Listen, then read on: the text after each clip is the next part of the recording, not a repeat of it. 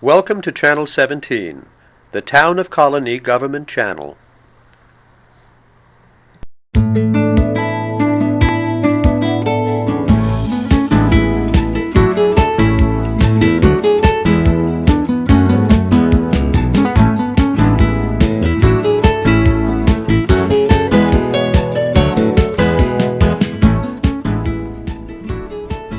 Welcome to The Money Factor, our program that focuses on local business and personal finance topics.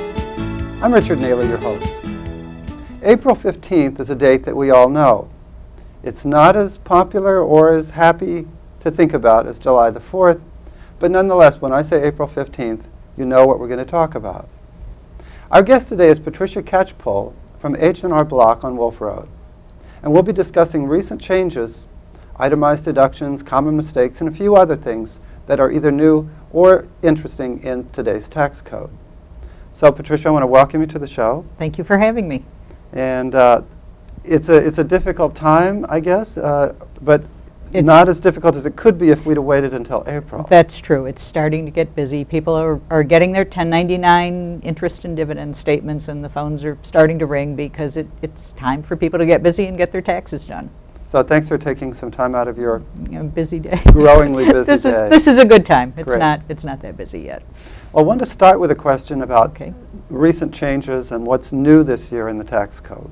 This year there are some things that have changed that are not in the IRS booklet because since about 2001 we've had a lot of provisions in the tax law that are set to run for a while and expire, and if they're renewed, they go on longer, and if they're expanded, they change. Well, there are some provisions that expired, and Congress let them expire, then went off to the elections, and came back to Washington and decided that they should reinstate some of these provisions. So we call them extender provisions.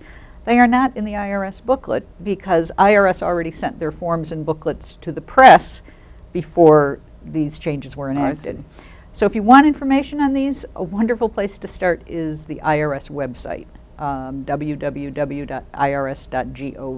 And the popular or most popular extender provisions are the $250 deduction that educators get, teachers, elementary and secondary school, the adjustment on your federal income tax for tuition paid up to $4,000. So that would be something myself or?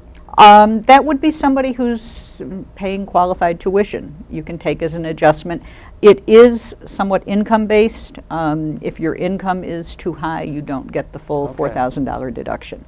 The income base for this particular deduction is higher than for the education credits, so that if you don't qualify for the credit, maybe you do qualify for the deduction. And then the last thing is the sales tax so deduction. It was a credit. It was an education. Well, it's both. There are two things. There's a credit. Actually, there are two credits. And there is an adjustment. So a credit reduces tax. So we, in the tax business, like credits the best. But if you don't qualify for the credit because your income is over, I believe it's $110,000, perhaps you'll qualify for the adjustment, and that has a higher income limit number. I believe it's like $130,000 or $150,000. So you might qualify for the adjustment. Not as wonderful as a credit, but better than nothing. And if you're sending somebody to college, every little bit helps. Right. Or if you're paying your own and trying to better yourself. If you're paying your own, that's correct. So that's something that's part of the extender provision. The the deduction on your itemized deductions for sales tax, that's also part of the extender provision. Now, how does that one work, the sales tax? That's interesting. Many years ago, we all got to deduct sales tax the way we all got to deduct credit card interest, which we don't anymore. And then taxes were reformed and sales tax disappeared. And the states who have a sales tax but not an income tax said to Congress, we should be allowed to deduct our sales tax on our federal return. And Congress said yes, and to make matters more interesting, they said, if you live in a state that has income tax and the sales tax that you pay is more than the income tax that you pay, you may deduct the sales tax instead of the income tax. Okay. There is a IRS publication that tells you what a presumed amount of sales tax is based on your income, your Because that's what I think I used years right. ago. Yes, your income and your family size. Right. And the larger the family, the larger the income, the more you're expected to Okay. have spent. You can still take an add-on deduction if you purchase a car. That's an old-time deduction that people are still asking, don't I get that deduction for the car? And now we can say, quite honestly, yes. And we spoke of different states, so does that apply in New York? It does apply in New York. New York has both. And so what we do is we look at the income tax that you had withheld from your W-2, and then we look at the sales tax that you paid, or were presumed to pay, and we see which one is higher. I can see why the car goes well here. Oh, yes, yes. Now, and this is interesting. If you work in New York State and have a W-2, chances are your income tax is going to be higher. Chances are. Okay. If you're retired and own a home, have a mortgage, maybe you're not working anymore. You may still have enough federal deductions to itemize.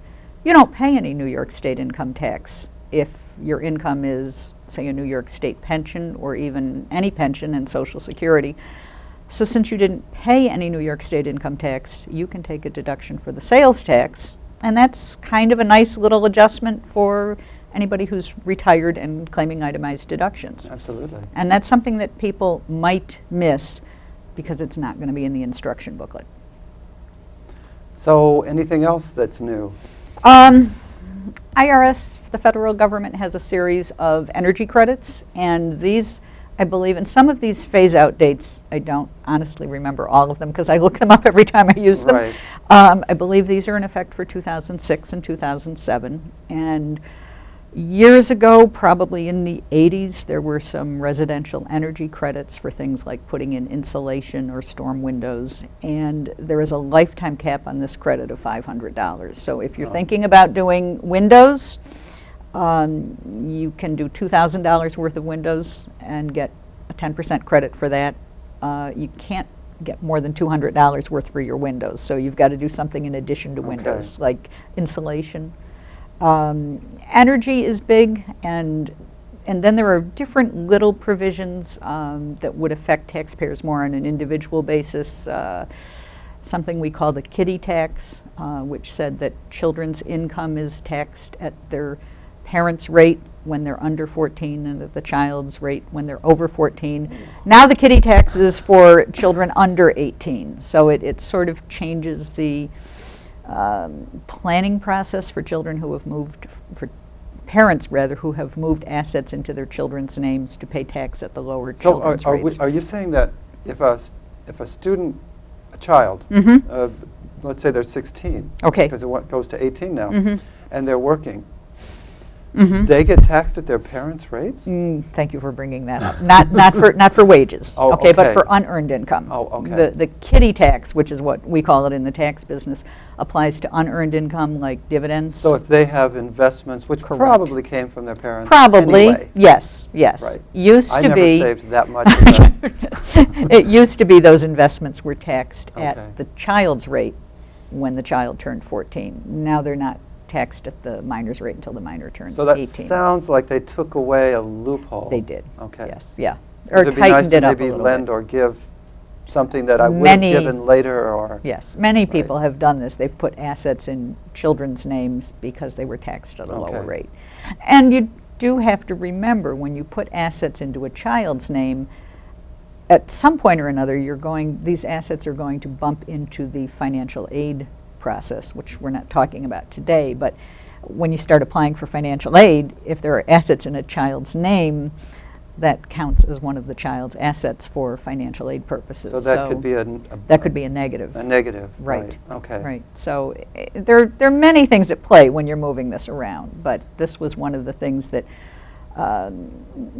took a step back from liberalized rules about reporting this investment or unearned income that children I have. think anyway we talk about the tax code, we kind of have to cut across categories, and then we leave a lot out when we We do. cover one thing. Right. And I guess I want to go back to something new, just to make sure that we Sure. don't forget that. And in the energy, as we were talking about, there's a lot of interest in new things there. With the hybrid cars, we're seeing more people buy Yes. those. Yes. What's going on in 2007? Many new, well, maybe they're not all new. Some of them are new, some of them are newer. You get a credit anywhere from approximately $200 to about $2,600, and it could be a hybrid car, it could be a biofuel, alternative fuel. If you're looking for a car in one of these categories, and this is good advice for anybody looking, the car dealers, the manufacturers, and the IRS website can tell you which cars are available and for how much. And they have some interesting rules about how these credits work. It's based on the number of units of automobiles sold, so that after the automobiles have sold a certain, or after the manufacturers have sold a certain number, the credit drops. So if you are buying the alternative fuel or the hybrid vehicle sooner rather than later, your credit is higher. And basically they look at the month, I believe, in which they pass the milestone, and then they say, all right, cars purchased after this date qualify for a reduced credit. So if you're doing this, you have to do your homework.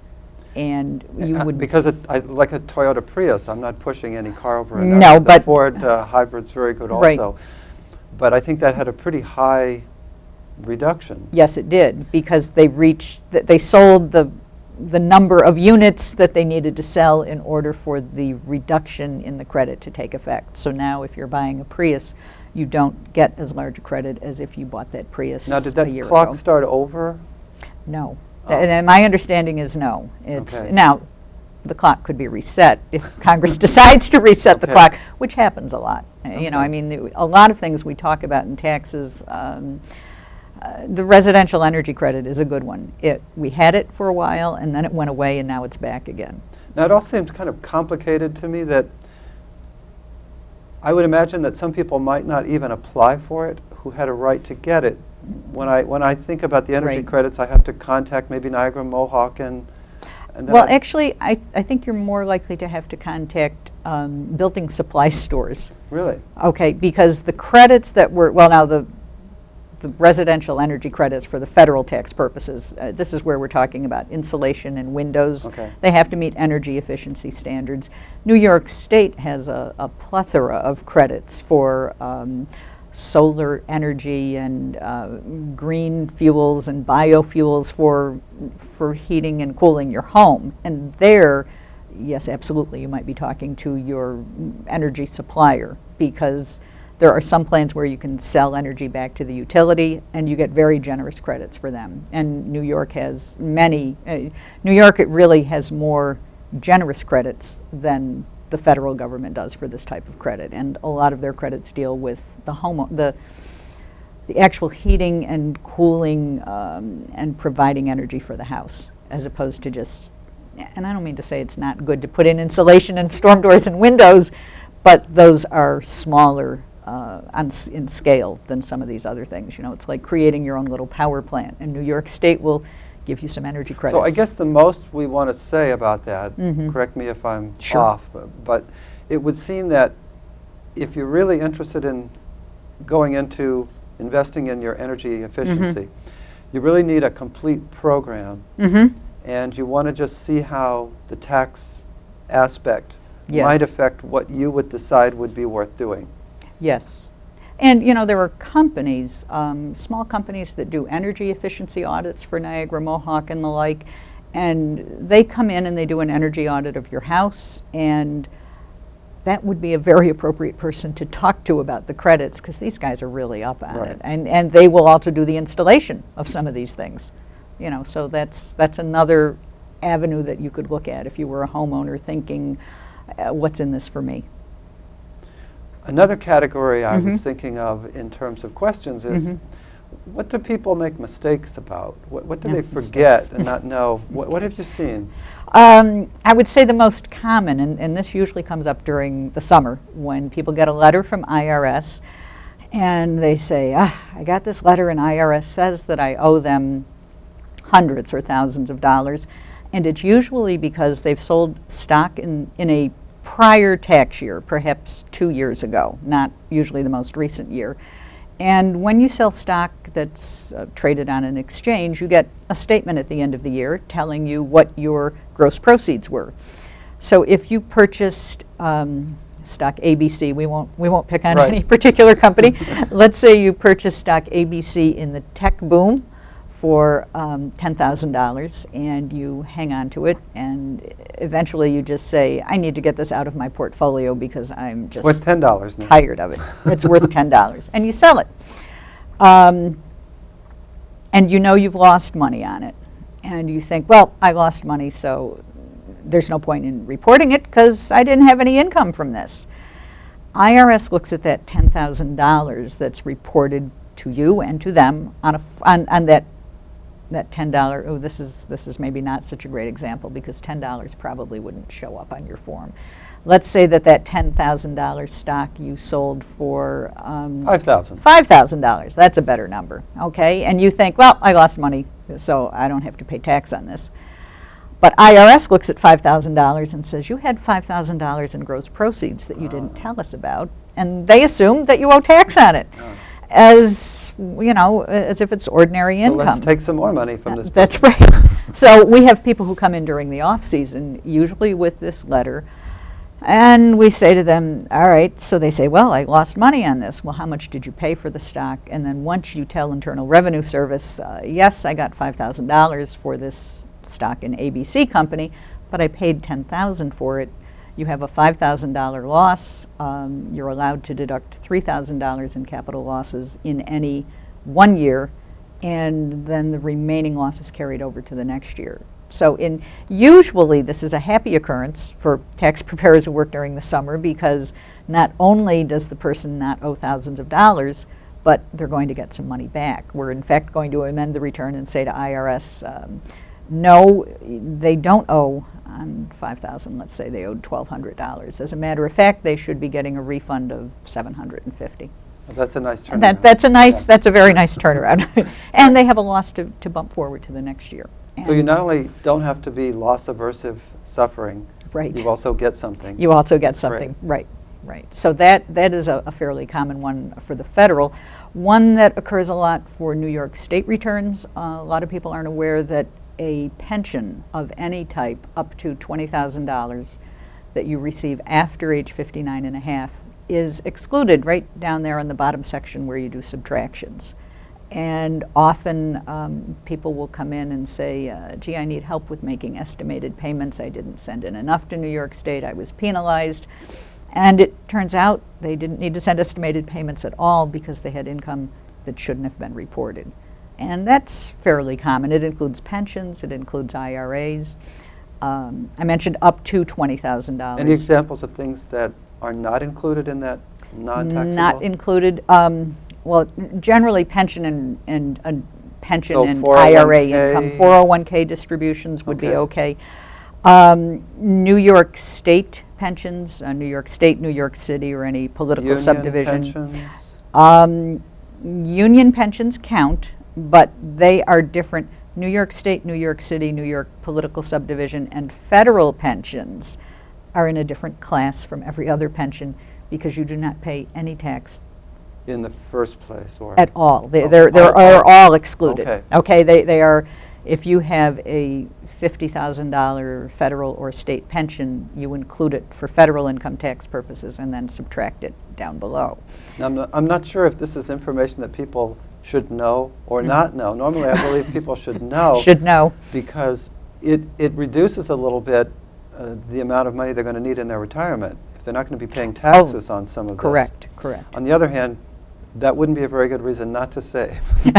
That's true. No, you still want and need to save, but certainly New York State is friendlier to people collecting pensions than many people realize. Now, if you don't have a New York State or federal pension and you've got a $50,000 pension from maybe a union or a couple of unions, that happens a lot, or an IRA, or you're taking a pension from your company, and that pension totals $50,000, you get to exclude $20,000 of it, which isn't as good as the 100% state pension exclusion, but $20,000 puts some people to the Tax-free. point where they don't owe any taxes or Okay, owe so very little. it reduces your Reduces your bracket. taxable income.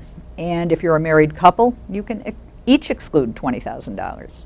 So much the better. So much the better. And if one person has 50,000 and the other one has 10, the one with 10 excludes the 10 and the one with 50 excludes 20. You can't share.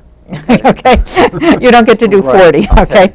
Okay. But that's something people miss quite a bit. And then there are little things that if you have a 401k and your income is under, I believe it's $25,000 if you're single, $50,000 if you're a married couple. There's what we call a saver's credit that entitles you to a credit, one of those good things, of at least 10% and as much as 50% that you can take on your tax return. And some people aren't aware of this. And there are myriad little things written into the tax code now that are easy to miss. So for saving money, you get you get a 10%. return. You get a 10% credit minimum if you put money into a 401k, into an IRA, anything that's voluntary, basically. It really multiplies your return. Oh, it does. Yes, and it's very effective. You put money into an IRA account, you get a tax savings, and you get a little credit. It's like getting free money. You can put more money in because you're getting a credit and you're saving taxes. So it's a very effective way to save. That's great. Yeah, no, it's good. So that's missed by people too sometimes. Well, let's flip it around. Okay. What do people not do? Because all those were kind of good news. Right, right. What do people do where they end up paying? Where they end Or, up or paying. they should have been doing something, they didn't do something. Okay. Well, those people who had a tax benefit because they sold stock at a loss. Right. Sometimes people sell stock at a gain. Of course. Okay. And are perhaps not aware of how much tax they're going to pay on the gain and don't make estimated payments to pay their tax. One thing that people typically do not do well when they sell rental real estate, there are a lot of complex rules about how rental real estate is taxed when you sell it. And there are a lot of complex rules about doing property exchanges for real estate. Okay. And somebody selling real estate who's owned it for, let's say, 5 years on up is likely to have significant tax consequences when they sell the property. And if they're not aware of it, we're talking tens of thousands of dollars, depending on the real estate market and how much real estate is appreciating. But we don't have these nice things like homestead exemptions and Right. selling your home. to Selling buy your another home, one. right. And Right. you can do a tax-free exchange of rental real estate for another piece of real estate, but you need to do that before you're sitting at my tax desk doing a tax return. 'Cause then it's too late. By the time you get to February or January, it's too late to do it. So generally people are not really, don't ask enough questions beforehand. And I think that's everybody talks about taxes during the winter, during the first quarter of the year. You really need to think about taxes year-round, because when you have a capital transaction or when you sell stock at a profit, you need to say to yourself, what is this going to cost me? And if it costs you enough money, you could find yourself, in addition to paying tax, paying a penalty for not paying in enough. And so that's something you have to watch for. One item that kind of has snuck up on people lately is the alternative minimum tax. And more people are becoming aware of this now, I think. But you mean that literally it is actually creeping up on them and they're falling into this and they bracket. they don't realize, you don't realize it until it happens. The standard. Could you explain that a little bit? Well, it used to be people heard about alternative minimum tax and they'd say, wow, that sounds good. Sign me up for that minimum tax thing, okay? Because it does sound good. And alternative minimum tax is like having a tax in another dimension. That's one way that one of my coworkers describes it. Because in the regular tax world, there is one set of rules, and the alternative minimum world, there's another set of rules. And certain deductions, the biggest one I can think of for most people is property taxes, period, Right. are not allowed in the alternative minimum world. Oh. All right, and instead of allowing more things, they allow fewer things and give you a much larger standard deduction. A married couple gets a deduction of, and this went up this year to something like $62,500, which is much larger than the standard deduction of $10,300. Yeah. But all of a sudden now your taxes are gone. If you have a lot of employee business expenses, they're not allowed in the alternative minimum world. So we add back these things that aren't allowed in the regular tax, take away your larger deduction, and then we multiply what's left by anywhere from 26 to 28%, depending on how high your income actually is, and then say, okay, how does this number compare to your tax in the real world? And if it's less, you keep your real tax, and if it's more, the difference is your alternative minimum tax. I think I kind of like the analogy that your office coworker came up with. Right. It is. It's Because once you start really appreciating the complexity of the real world, now being thrown into another complex world is too much. Right. Right. And there are other, the idea behind alternative minimum when it was created was to prevent taxpayers from using very specific tax breaks and tax shelters. Let's see, oil and gas drilling and intangible drilling costs and certain types of depreciation. It says we're not going to let the people who have the means, usually, and it was for higher income taxpayers, we're not going to allow those people to deduct too much that their tax falls below this minimum level. We're going to make them pay a minimum amount of tax. Right. Except over the years, the deduction amount for alternative minimum wasn't inflation adjusted. And so if you don't have inflation adjustment, everybody else starts creeping up into So the eventually. alternative. Right. And now we're kind of counting on that income from alternative minimum tax because there have been other tax cuts, and these tax cuts are in part being given because alternative minimum is generating income that's being lost by some of the other tax cuts. Now we're in a room of mirrors. That's yes, tax cuts are often like that. Very I often. wanted to touch on one subject. We don't Okay. have a lot of time left. I didn't want to miss this one. Okay. I think it helps everybody. There's been a little discussion about being messy and how that's okay. I don't know if Okay. you've seen some of, there's a new book out, they've been talking on the morning show. Okay. But when it comes to record keeping Oh my goodness. for taxes, Oh my goodness. I would imagine that does not apply. Could you talk a little bit about the kind of record keeping that people really should do? Some of the Okay. things they need to keep in mind, and maybe some things they've forgotten they should be keeping? The most important thing to remember about record keeping is that you're preparing your taxes right now and everything is fresh and clean and you know where everything is. And if you are going to take a deduction for something and you have to look it up and put it with your other papers. Don't say to yourself, well, I know it was at least $400. It was probably more, but I'll just take $400 on my tax return and that'll be okay. I'm not cheating the government. If you don't go find this piece of paper now that has your deduction on it, in 2 years, and it will be that long if IRS looks at your tax return, you'll need to find that piece of paper. So if you've got a deduction, get the paperwork together now and then keep it all together with your records for that year. You know, IRS has a piece of paper that tells every single bit of income that you have. And the only one who's responsible for telling IRS what deductions that you have is you. Okay. And if you don't tell them what your deductions are, IRS isn't going to send you a letter saying, dear taxpayer, we find that you didn't deduct enough. Would you like to deduct some more? So you've got to keep records, you've got to keep good records, and you've got to keep them for at least minimum 3 years. Okay, that doesn't seem too onerous if you're keeping them at all. Right. If you're many people have records back to the 1950s, and that's a little bit excessive. Right. You need to keep records of things, and it depends. You need a record-keeping system. If you bought stock in 1999 and your stock records are with your 1999 income tax return, you don't want to throw away all your supporting documents from 1999 because you have a record there of an asset that you still own.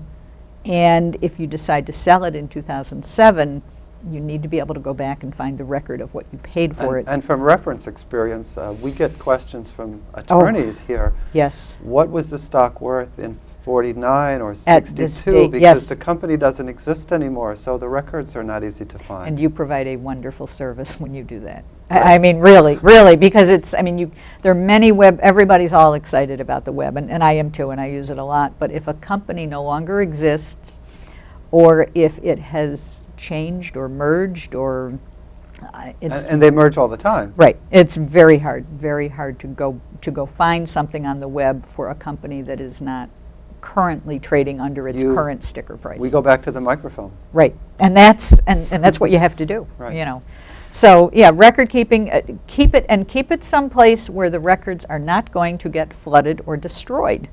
You know, if you have a flood in your basement So and all maybe your a fireproof cabinet wouldn't be. that would be an excellent idea. Keep records even if you are angry with your company and you quit and formed your own company. I've had a couple of clients whose returns were audited. One had a flood in the basement, had no records.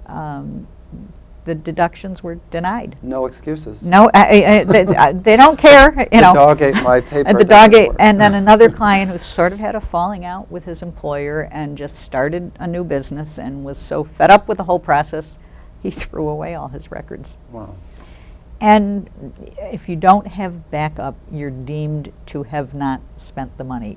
The responsibility is yours to be able to demonstrate to Internal Revenue Service that you actually spent So the money. it's not only buyer beware, it's taxpayer beware. That is correct. That's absolutely correct. I want to thank you for being on the show. I I'd know like to that thank you for this having topic me. is very complicated. We could go on for 3 hours if I could hold up my end of the bargain. I bet you could. But we wish you well through the tax season. Okay, thank you. It's a pleasure being here. And I want to thank everybody for watching. Hope you can watch us next time, and have a great week.